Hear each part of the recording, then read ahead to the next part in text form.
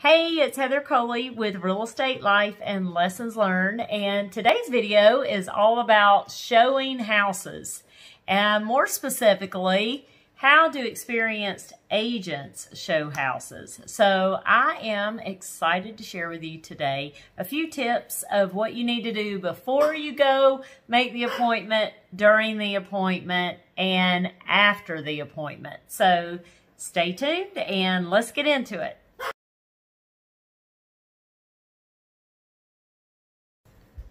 And as you've heard, Zoe is wanting attention. So now she is on the bar stool beside me and I'm having to pet her as I do this video. So anyways, let's get into things. So we are talking about showing homes, and the first thing that comes to my mind is when I first started out in real estate and a buyer called me for the first time wanting to go look at a house, I was a little nervous. I mean, because you kind of are so unfamiliar with the whole process and what you should do first to get ready to go show the house, and you don't want the buyer to know you're brand new, and so you want to feel like you know what you're doing, and then also you don't want the other agent to know that you're brand new, because I mean, you just don't, you know, that's kind of embarrassing. So I hope in this video that I can share with you a few things so that you'll feel a little bit more confident on that first showing, or maybe it's been a while since you've shown houses. I mean, or maybe you're more of a listing agent. You don't do it too often. So here's a few tips. So the very first thing, and we're going to act like that your buyer is qualified, because that's a whole nother conversation. You do not want to be taking buyers out that they don't know and you don't know if they can buy a house. So let's pretend that you've already had that conversation with your buyer and they are qualified. They are looking in the price range they should be. And so they've called you up or texted you, emailed you to say, hey, I want to go look at this particular address. So what's the very first thing that you should do? The first thing that I feel like, or this is what I do, the very first thing, is I look up the house in our Georgia MLS system to make sure that, yes, the house is listed, because it could be a for sale by owner and maybe they found it on Zillow, or maybe it's not even really for sale. So you need to make sure that it is for sale and it is available. Now, even though the agent has it showing available in MLS, I would still call or text that agent and make for certain that, yes, it is still available. We are in a market where homes go under contract very quickly, and it is not uncommon in a couple of days for a house to be gone. So that, you know, it's already had multiple offers, already under contract. So I think you should definitely reach out to the agent and talk to them personally, or text them if that's the better way, you know, to get a hold of them, and find out that it's definitely still available. Now, the reason why I like to call the agent is because there's certain questions that I would like to also ask them. And one is, number one, is it still available? Number two, do you have any current offers on the table? And then you might also want to ask, how long or how much time notice does your seller need if my buyer wants to come look at it? You know, do they need 24 hours or just 1 or 2 hours? You need to know that so that you can communicate that to your buyer. The other thing to know is, are there any pets that you need to be aware of? Is there an alarm that you're going to need a code for? Different things like that. And you know, some of these things are a lot of times I like to also ask the agent, is there anything specific about the property that maybe I need to make sure that my buyer knows about?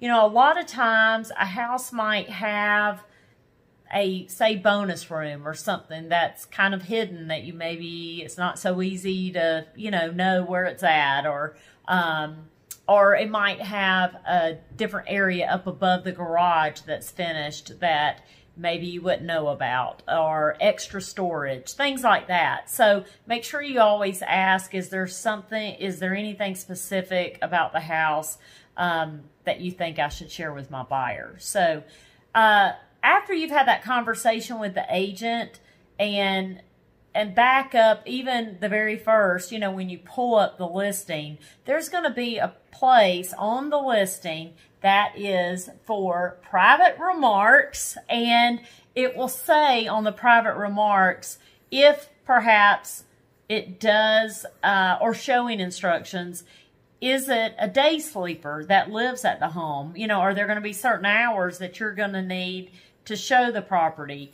Another thing I saw the other day was an agent had put no FHA until March 15th. And that tells me as an agent that my buyer cannot buy this house with an FHA loan until after that date. And that's important to know because there is a FHA flipping rule where if that investor has bought that property and then they're turning around flipping it within a certain amount of time, that you cannot sell it to an FHA buyer. So we can do another video on that another day, but there's just all kind of different things that can be in these private remarks that are very helpful to you as the agent. So make sure you're really paying attention to those and to the showing instructions when that very first time you're looking up that property on MLS and you're having the conversation with the agent, getting all the details.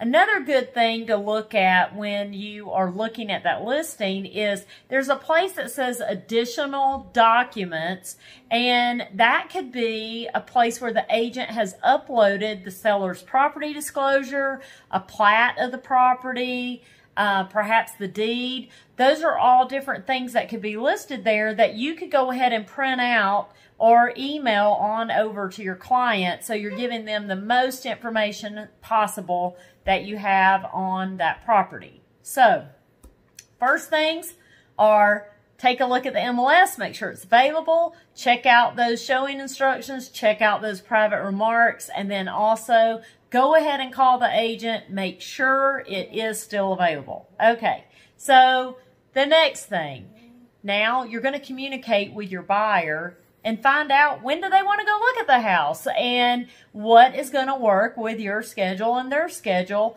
to be able to go take a look. And so as soon as you got that nailed down, then the next thing you're going to want to do is reach back out to that agent, or in our system, we have what's called showing time, where we can go ahead and request through MLS and even through the app on our phone of what time we would like to go show it, on what date. And, they give you a 15-minute slot on showing time, but I usually will put like 30 minutes or 45 minutes or sometimes even an hour, depending on how big the house is and how much time I really think that we're going to be out there, because that's important, because that is what that agent is communicating to her seller of how long you're going to be there. And so if you put 15 minutes and you're really hanging out for an hour, well, they might end up showing back up, or another agent might come along and be ready to show. So after you've communicated with your buyer, you've made the appointment, and the next thing I do is I go ahead and I print out that MLS information sheet that you can get off of there, where it's, the property and all the details, what kind of, heat is with the property, how many acres, and I go ahead and I also print out the tax records, because the tax records are important because they show you the square footage. They also show you when the property was last bought, how much it was bought for. Also, a lot of times we'll even show you if there's a mortgage on the property. Not that I always think that that's totally accurate, but the things mainly I'm using it for is for square footage, year built, and taxes. How much are the property taxes that year? Because your buyer, you're going to be out at the property and they very well might ask you these questions. And I know our tax system that's called CRS that goes with our Georgia MLS system, it also will show a small picture of the shape of the lot. And I use that, I guess, a lot where when the buyer might say, well, I wonder how, you know, the property, you know, looks. And then it's easy to just look on the paper. And I make a copy for myself to have a copy of the tax records in the MLS sheet. And I also make a copy for the buyer to have. And I just staple those together. And if we're going to look at multiple properties, I'll have it all mapped out and then have each one labeled 1, 2, 3, 4, 5. And then I encourage my buyers, after they look at each property, to write notes on that page so that they can keep track of the houses, because it is easy for them to start, you know, running together after you've seen quite a few. So, next thing is, so before you're going to show the property, of course, you're going to need to get yourself ready and meet your buyer at the property. And so you want to think about, you know, what you are wearing. So you do want to look, I don't think that you have to necessarily, if you're, you know, a lady, wear a dress or super dress up, but you do want to look presentable. It's not a time to be showing up in yoga pants and sweatpants, in my opinion. So, especially if this is the first time that you're ever going out with a buyer, but to be honest, I just don't think that's very appropriate anyways, unless if it's one of those situations where you've just left the gym and the buyer calls and they're desperate to see a house and you really were not planning on it. And I think in those situations, you could probably, you know, explain to your buyer that, hey, I'm really not dressed appropriate, but I am willing to help you and go ahead and unlock the house. Now, if you're going to go show property where you're going to be tromping around through the woods and on land, then you need to be dressed appropriate for that too. You know, heels is not the right thing to be wearing if you're walking land. I mean, you need to be wearing probably jeans and boots, and sometimes, you know, even rain boots in certain situations also. So just be, you know, use common sense when you're going out showing property, but you do want to look the part, that, you know, that you don't want to look like a slob by any means. So, the next thing is, so you go ahead and you get to the property and you're going to want to communicate with that buyer. So do you want to ride with me? Do you want to meet up somewhere? Do you want to just meet at the property? I think years ago it was very common for the buyer, for them to get in the car with you and you drive them around. And now I still offer a lot of times, but it seems like the majority of the buyers nowadays, they really would like to just follow you around. Unless if they're coming in from out of town and you're making a full day of it, then I think a lot of times they do like just kind of following behind, and they might have kids in car seats, and then they like to be able to speak with each other too. But, you know, I always give them the option just because I think, you know, it's the best courtesy to do. So you're going to get to the house, and you really want to get there early, if at all possible, so you can go ahead, unlock the door, and go ahead and turn on the lights and be ready for the showing. So you're not showing up at the last minute or even after the buyer. But, you know, every situation's different, and, you know, at different times, I mean, you might be coming from another appointment, and it is what it is. So you do your best, but it's nice to be able to go through the house before your client gets there, just so you're kind of aware of where things are. So, and as you know, as the client gets there, I usually go ahead and give them the paper that I've printed out from MLS and the tax records, and you know, just kind of go around with them as they're looking at the property. It can be a little bit challenging at times when they do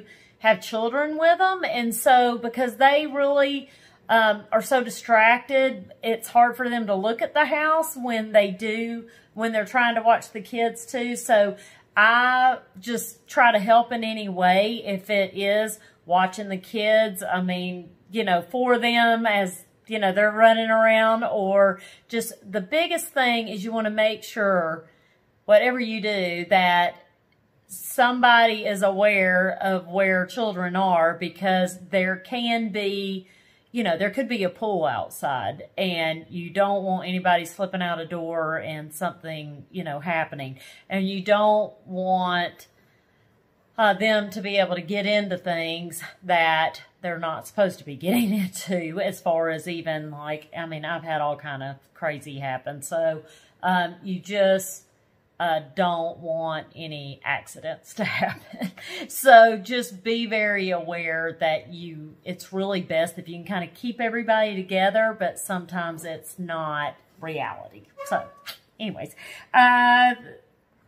so after you get done showing, the most important things that I've learned over the years is you want to make sure that every light, if it's supposed to be turned off, that you have turned it back off.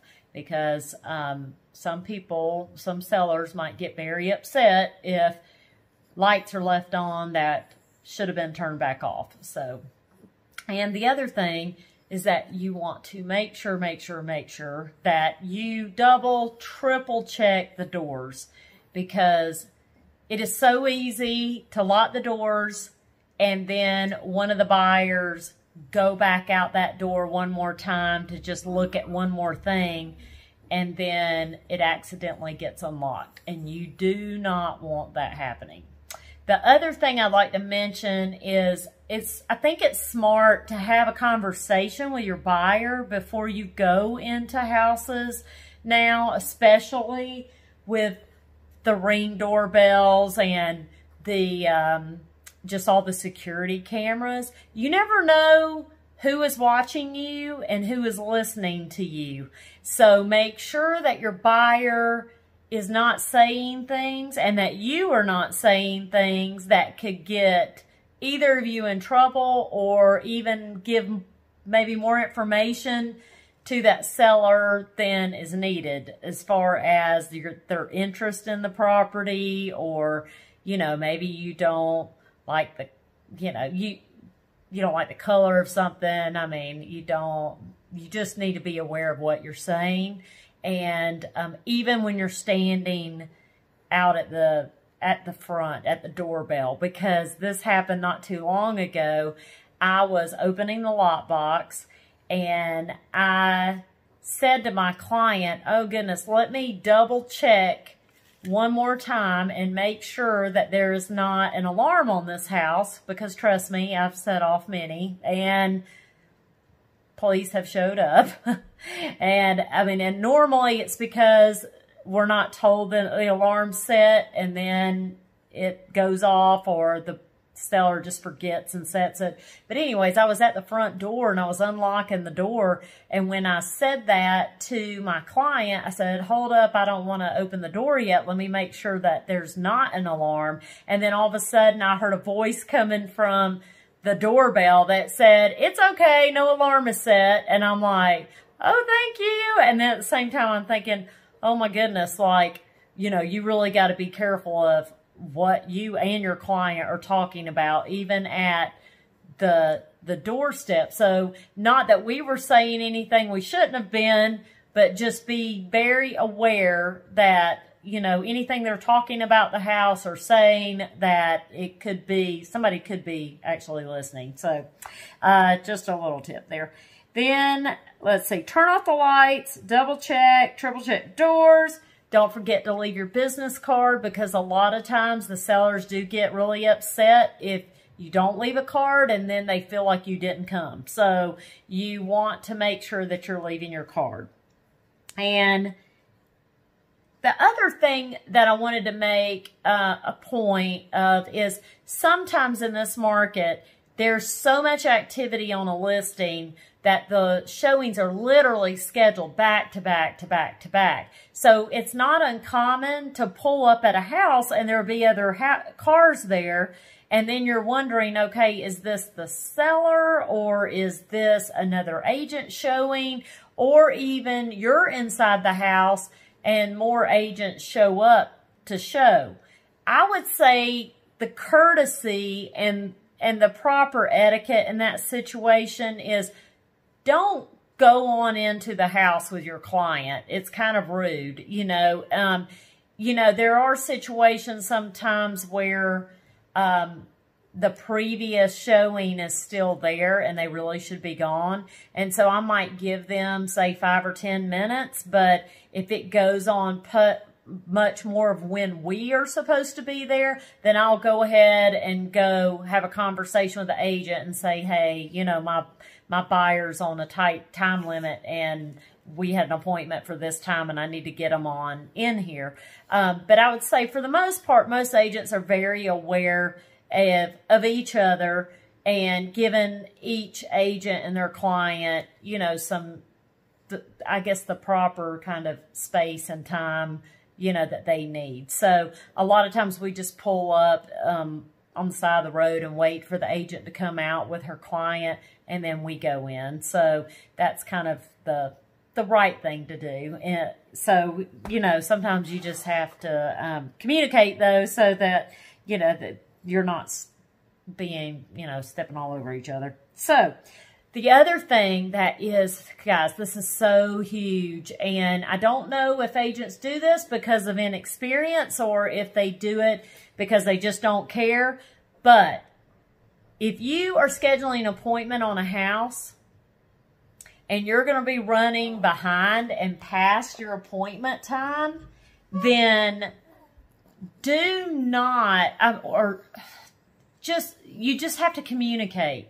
Make sure you reach out to that listing agent and tell her, hey, we're running about 15 minutes behind. Is that still going to be okay for me to show? Because there is nothing that will make a seller and a listing agent more upset than you all of a sudden showing up and not at the wrong time. And I've had some scary situations where clients of mine have been in the shower and then an agent just shows up, you know, 45 minutes early for the appointment.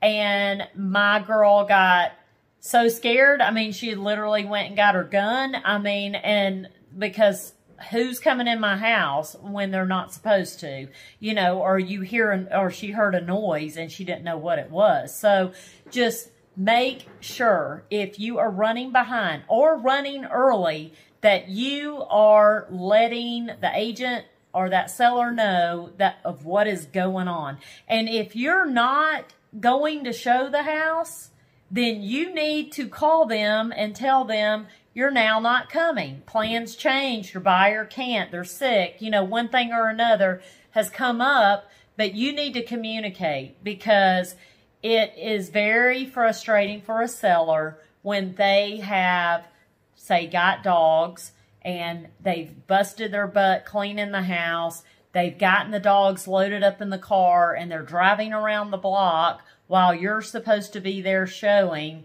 and you just never show up and never call and never have the courtesy, you know, to let anybody know that you're now not coming.